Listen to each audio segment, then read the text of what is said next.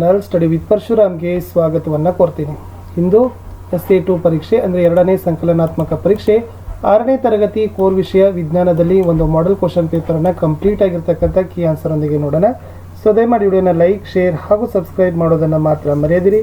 ಇದಕ್ಕಿಂತ ಮುಂಚೆ ನಾನು 6ನೇ ತರಗತಿಗೆ ಕನ್ನಡ ಕ್ವಶನ್ ಪೇಪರನ್ನು ಹಾಕಿದ್ದೀನಿ. ಸೊ ಯಾರೆಲ್ಲ ಕನ್ನಡ ಕ್ವಶನ್ ಪೇಪರ್ ನೋಡಿಲ್ಲ, ವಿಡಿಯೋದ ಡಿಸ್ಕ್ರಿಪ್ಷನ್ ಬಾಕ್ಸನ್ನು ಚೆಕ್ ಮಾಡಿ ಕನ್ನಡ ಕ್ವಶನ್ ಪೇಪರನ್ನು ಸಹಿತ ನೋಡಿ ಅಂತ ಹೇಳ್ತಾ ಉಳಿದ ವಿಷಯಗಳ ವಿಡಿಯೋಗಳನ್ನು ಸಹಿತ ಬೇಗನೆ ಲೈನ್ ಅಪ್ ಮಾಡ್ತೀವಿ. ವಿಡಿಯೋಗಳನ್ನು ಹೆಚ್ಚು ಜನರಿಗೆ ಶೇರ್ ಮಾಡೋದನ್ನು ಮಾತ್ರ ಮರೆಯದಿರಿ.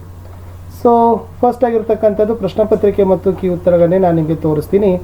ಎರಡನೇ ಸಂಕಲನಾತ್ಮಕ ಪರೀಕ್ಷೆ 2024-25 ಪ್ರಶ್ನೋತ್ತರ ಪತ್ರಿಕೆ ವರ್ಗ 6ನೇಯ ವಿಷಯ ವಿಜ್ಞಾನ, ಅಂಕಗಳು 40, ಸಮಯ 90 ನಿಮಿಷ.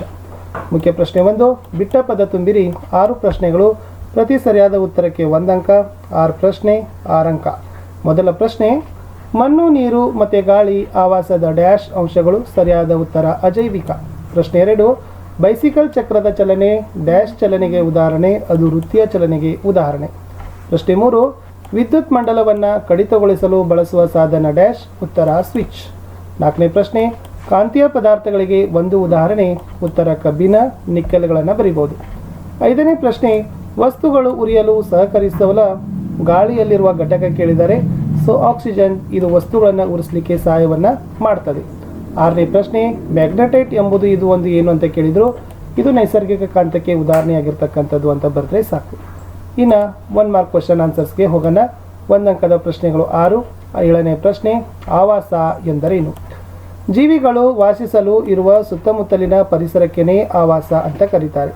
8ನೇ ಪ್ರಶ್ನೆ, ಉದ್ದದ SI ಏಕಮಾನ ಯಾವುದು?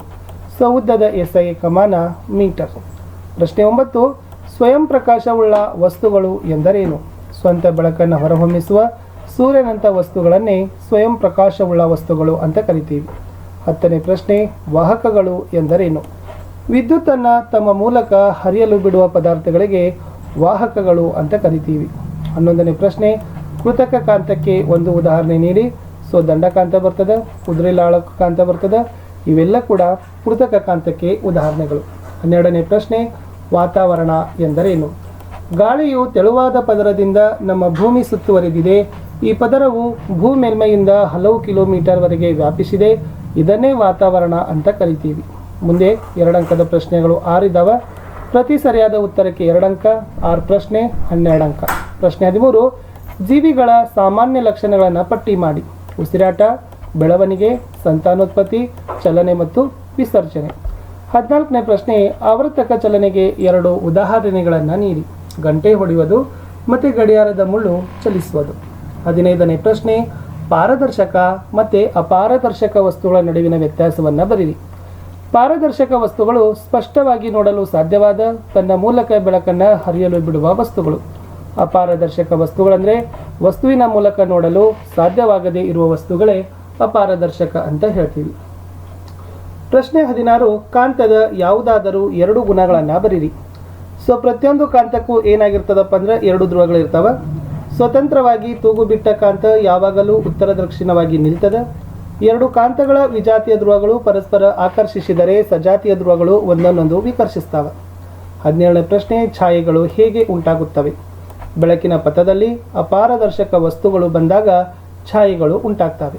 18ನೇ ಪ್ರಶ್ನೆ, ಯಾವುದಾದರೂ 4 ನಿರ್ಜೀವಿ ವಸ್ತುಗಳನ್ನು ಹೆಸರಿಸಿರಿ. ಕಲ್ಲು, ಮಣ್ಣು, ಮೇಜು, ಪೆನ್ನು, ಇವೆಲ್ಲ ಏನು ಹೇಳ್ಬೋದಪ್ಪ ಅಂದ್ರೆ ನಿರ್ಜೀವಿ ವಸ್ತುಗಳಿಗೆ ಉದಾಹರಣೆಗಳು. ಇನ್ನು 3 ಮಾರ್ಕ್ಸ್ ಕ್ವಶನ್ಸ್ಗೆ ಹೋಗೋಣ. ಇಲ್ಲಿ 4 ಇದಾವೆ, ಒಟ್ಟು 12 ಅಂಕಗಳನ್ನು ಪಡಿತೀರಿ. 19ನೇ ಪ್ರಶ್ನೆ, ವಿದ್ಯುತ್ ಕೋಶದ ಚಿತ್ರವನ್ನು ಬಿಡಿಸ್ರಿ, ಅದರಲ್ಲಿನ ಅಗ್ರಗಳನ್ನು ಗುರುತಿಸ್ರಿ.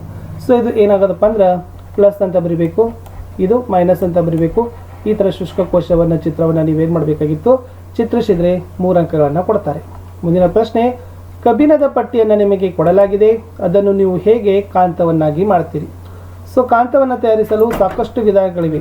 ಸರಳವಾದ ಒಂದನ್ನು ನೋಡೋಣ. ಆಯತಾಕಾರದ ಕಬ್ಬಿಣ ತುಂಡನ್ನು ತೆಗೆದುಕೊಳ್ಳಿ, ಅದನ್ನು ಮೇಜಿನ ಮೇಲಿಡಿ. ಈಗ ದಂಡಕಾಂತವನ್ನು ತೆಗೆದುಕೊಂಡು ಅದರ ಒಂದು ಧ್ರುವವನ್ನು ಕಬ್ಬಿಣದ ತುಂಡಿನ ಒಂದು ತುದಿಯ ಮೇಲೆ ಇಡಿ. ದಂಡಕಾಂತವನ್ನು ಮೇಲೆತ್ತದೆ. ಕಬ್ಬಿಣದ ತುಂಡಿನ ಉದ್ದಕ್ಕೂ ಮತ್ತು ಅದನ್ನು ಇನ್ನೊಂದು ತುದಿಯನ್ನು ತಲುಪುವವರೆಗೆ ಚಲಿಸುವಂತೆ ಮಾಡಿ. ಈಗ ಕಾಂತವನ್ನು ಮೇಲಕ್ಕೆತ್ತಿ ಮತ್ತು ಧ್ರುವವನ್ನು ಕಬ್ಬಿಣ ತುಂಡಿನ ಮೊದಲಿನ ಸ್ಥಾನಕ್ಕೆ ತನ್ನಿ. ಮೊದಲು ಮಾಡಿದಂತೆ ಪುನಃ ಕಾಂತವನ್ನು ಅದೇ ದಿಕ್ಕಿನಲ್ಲಿ ಕಬ್ಬಿಣದ ತುಂಡಿನ ಉದ್ದಕ್ಕೂ ಚಲಿಸುವಂತೆ ಮಾಡಿ. ಸುಮಾರು 30ರಿಂದ 40 ಬಾರಿ ಈ ಕ್ರಿಯೆಯನ್ನು ಪುನರಾವರ್ತಿಸಿ. ಪಿನ್ ಅಥವಾ ಕೆಲವು ಕಬ್ಬಿಣದ ರಜೆಗಳನ್ನು ಕಬ್ಬಿಣದ ತುಂಡಿನ ಹತ್ತಿರ ತಂದು ಅದು ಇನ್ನೂ ಕೆಲವು ಸಮಯದವರೆಗೆ ಈ ಕ್ರಿಯೆಯನ್ನು ಮುಂದುವರಿಸಿ. ಕಾಂತಧ್ರುವ ಮತ್ತು ಅದರ ಚಲನೆಯ ದಿಕ್ಕು ಬದಲಾಗಕೂಡದು ಎಂಬುದನ್ನು ನೆನಪಿನಲ್ಲಿಡಿ.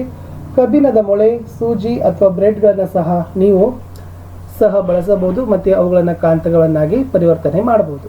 21. ನೀವು ವಿದ್ಯುತ್ ಸ್ವಿಚ್ಚನ್ನು ಹೇಗೆ ಸರಳವಾಗಿ ತಯಾರಿಸ್ತೀರಿ ವಿವರಿಸಿರಿ. 2 ಡ್ರಾಯಿಂಗ್ ಪಿನ್ಗಳು, 1 ಸೇಫ್ಟಿ ಪಿನ್, 2 ತಂತಿಗಳು, ಥರ್ಮಾಕೋಲ್, ಸಣ್ಣ ಹಾಳೆ ಅಥವಾ ಮರದ ಹಲಗೆಯನ್ನು ಬಳಸಿರಿ. ನೀವು ಸ್ವಿಚ್ಚನ್ನು ತಯಾರಿಸಬಹುದು. ಸೇಫ್ಟಿ ಪಿನ್ನನ್ನು ಉಂಗುರದ ಒಂದು ತುದಿಗೆ ಡ್ರಾಯಿಂಗ್ ಪಿನ್ನನ್ನು ಸೇರಿಸಿ ಮತ್ತು ಥರ್ಮಾಕೋಲ್ ಹಾಳೆಗೆ ಚಿತ್ರದಲ್ಲಿ ತೋರಿಸಿರುವಂತೆ ಜೋಡಿಸಿ. ಈ ಸೇಫ್ಟಿ ಪಿನ್ ಸುಲಭವಾಗಿ ತಿರುಗುವಂತೆ ದೃಢಪಡಿಸಿಕೊಡ್ರಿ.